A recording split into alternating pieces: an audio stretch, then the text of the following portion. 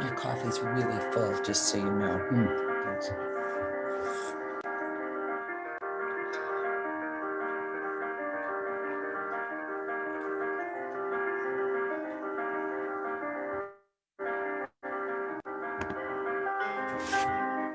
Good morning. Good morning. Listening to an older piece of Quinn's called Drifting Away. Haven't listened to this piece for a long time.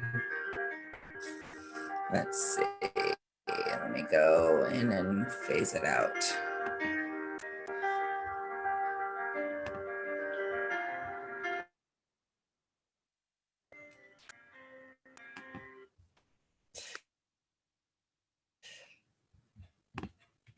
Someday we'll be much better at this, but not today. So it's Guest Thursday, our first Guest Thursday, and it made perfect sense that our first guest would be the other person who lived through this with us, our boy Quinn. So good morning, Quinn. Good morning, Quinny. Good morning, guys. How are you? I'm doing really well. It's a little bit earlier for me than it is for you, but that's fine. Thank you for getting up. Thank you. Quinn's in California, so it's only 6:30 his time, and he's been working from home for months and months. So 6:30 probably is a time you haven't seen in quite a while. This end of it, yeah. Yeah. Well, good morning, and thank you for saying yes.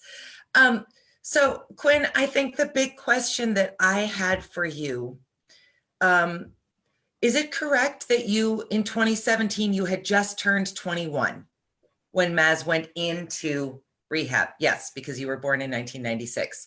So you were in your junior year of college when all of this really fell apart.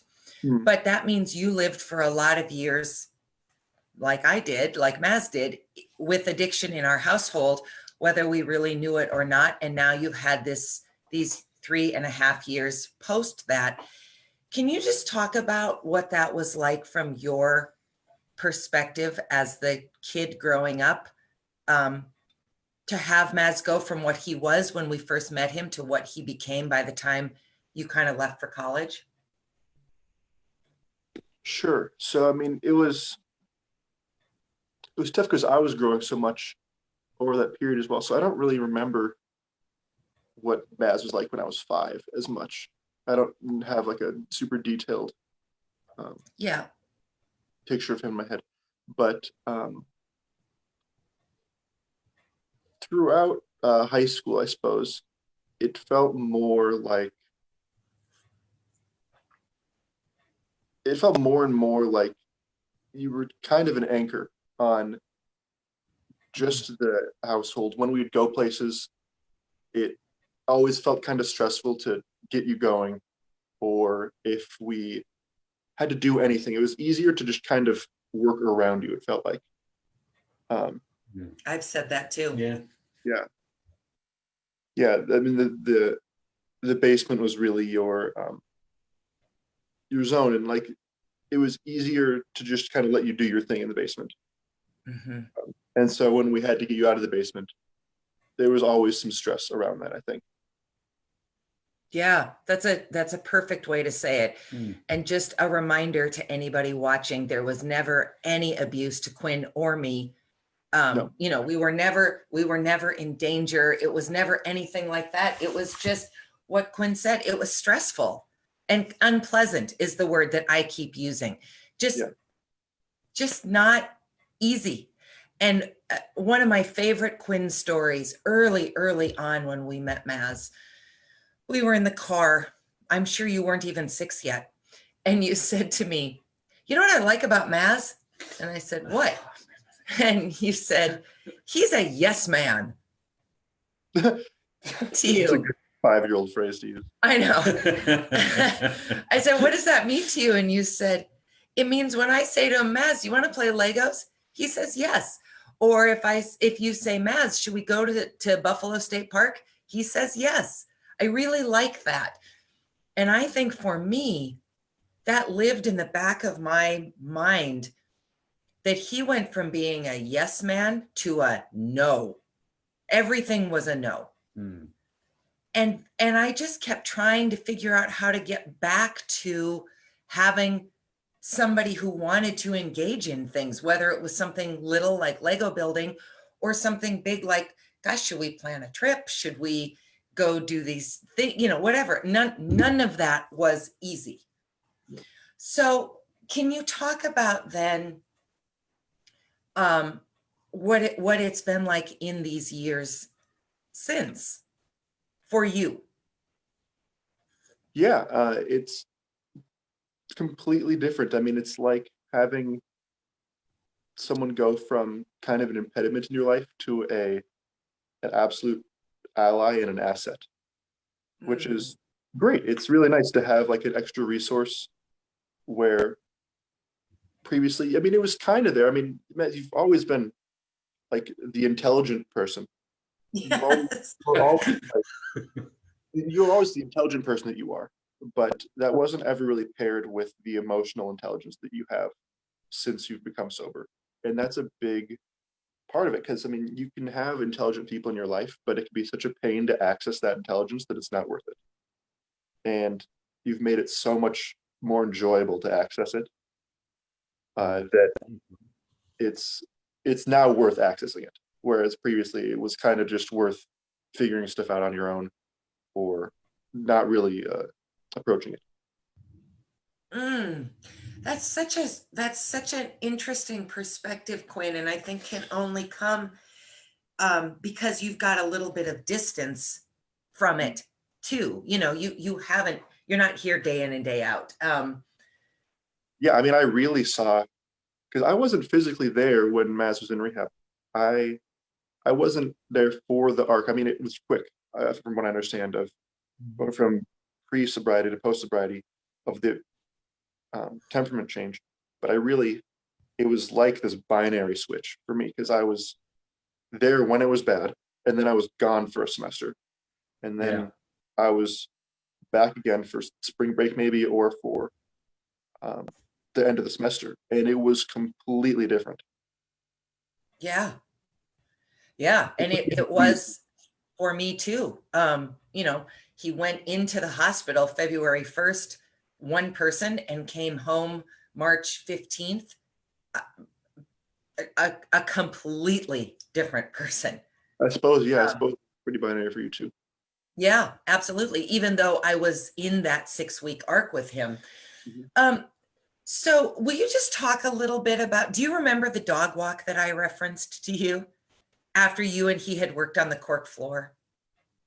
I don't necessarily remember that specific dog walk.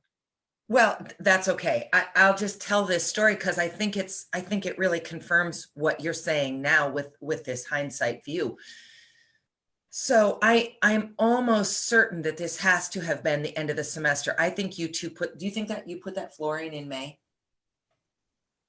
Because Quinn was home for spring It break was while you were in you rehab. we waited to, yeah. Yeah, It was so the I end of think the it was the end of the semester. Yeah, semester. it was the You were start of summer. home before you went off to whatever you did that summer. I think you went to, is that when you went to live in LA? No, Summer he of my never. junior year?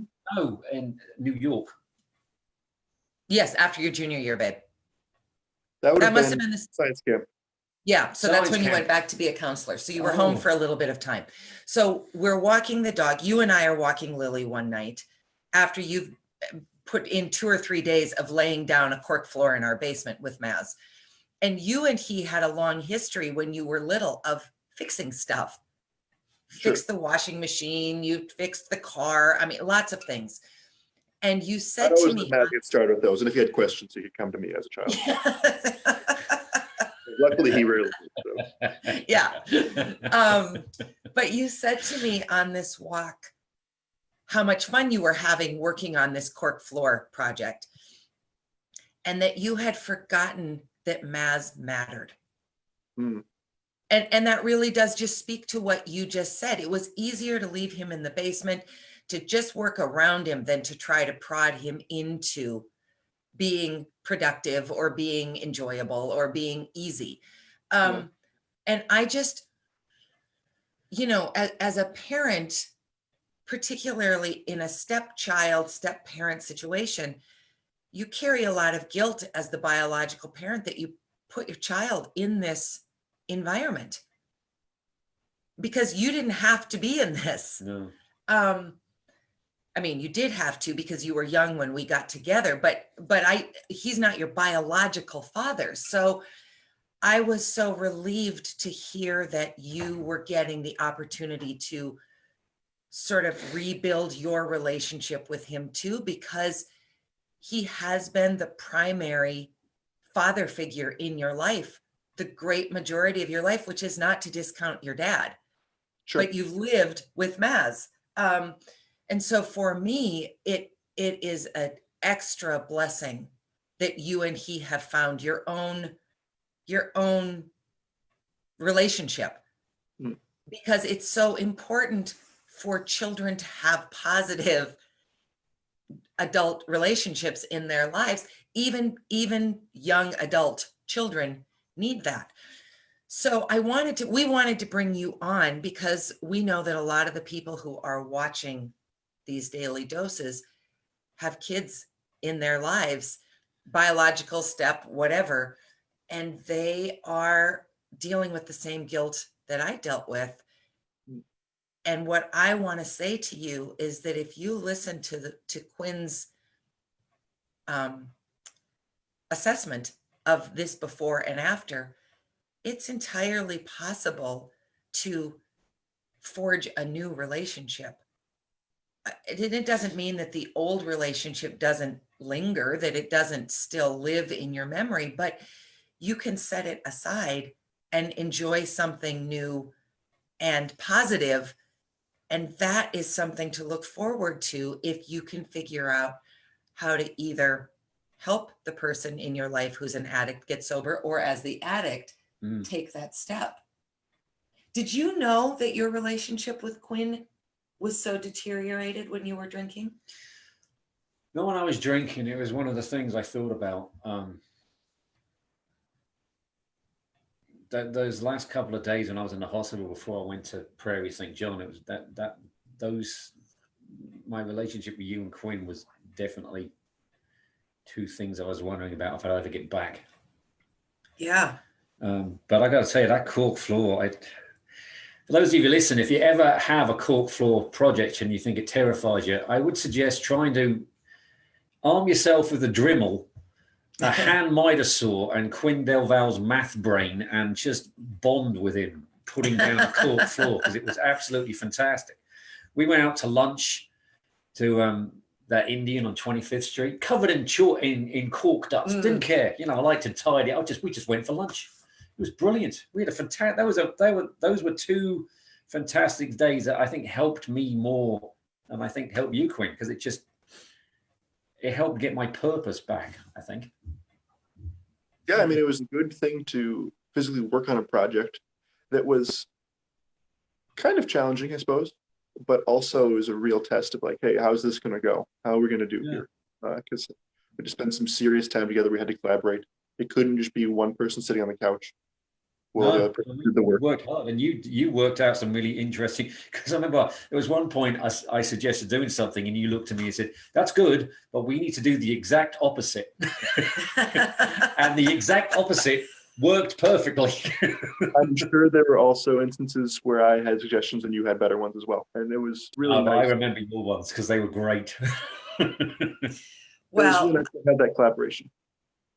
Yeah, and I think your point is really, really important. It was a project to work on. You didn't have to sit and look at each other and have like Quinn, now we're going to work to repair our relationship, sort of one-on-one counseling session. It was a project so you could be focusing on something else and rebuilding your relationship at the same time. Because you're right, if Maz had gotten angry or frustrated, or if he'd been cutting and it was wrong and all those things, or if you had not been willing to try it, then you and he might not be where you are today. And I will just say, as the connection point between the two of you, your relationship is one of the great joys of my life, because because I brought the two of you together. And I forced it. I always think, I mean, I've got to thank you, because that probably wasn't an easy thing to think about starting, but my God, I'm glad we did it. Yeah, I am too. And I really got to say, you made it as easy as possible to repair the relationship. You really put the work in. Oh, thank you. Quinn. Yeah, How does it absolutely.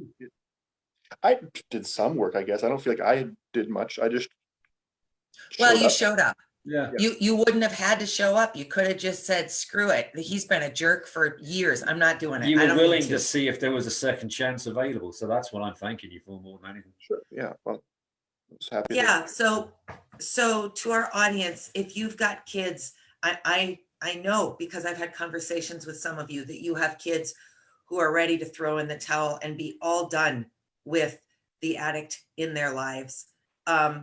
I hope that you will show them this video, because I would not have absolutely bet that this relationship was repairable. I know that you didn't really care by the point Maz was ready to try to rebuild it, because it had been a lot of years and you were largely out of the house, Quinn, and off creating your own adult life. Yeah, 3 years in college. That's You know, changes you mostly for the better. You could easily have Yeah. just said, I'm Yeah. glad for you two that it's better, but I don't care. And you didn't do that. And I just am so appreciative Yes, of that so am I. for Maz, for me, and for you. I think it's been great, And because for now us. we can be a little family again, which means a lot to me. And me. Yeah. Okay, you go back to bed. Well, thank you for this, Quinny. It's Thanks great to so see much you. for coming on and being a little bit vulnerable and sharing your quick perspective on this story. I know it will matter to people. Thank you. Thanks, Quinn. You take For having care. me. Yeah, you guys as well. Have a good rest of your morning. Thanks, Al. Love you. Bye-bye. See you later. All right, everybody else, have an excellent day, and we'll see you tomorrow. Thanks. Bye.